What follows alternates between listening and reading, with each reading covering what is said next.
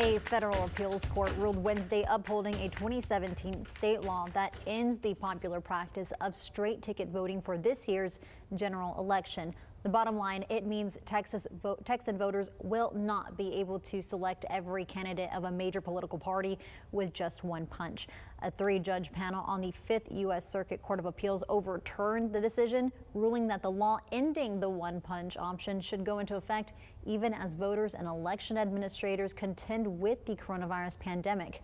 For county elections administrators, the ruling is a relief. Everyone get ready. Right now we're getting all these ballots out, which we're happy about. I know the voters will be happy. Very grateful. We think, that the court made the right decision. October 23rd is the deadline to request a mail-in ballot, and they must be postmarked no later than the 3rd of November.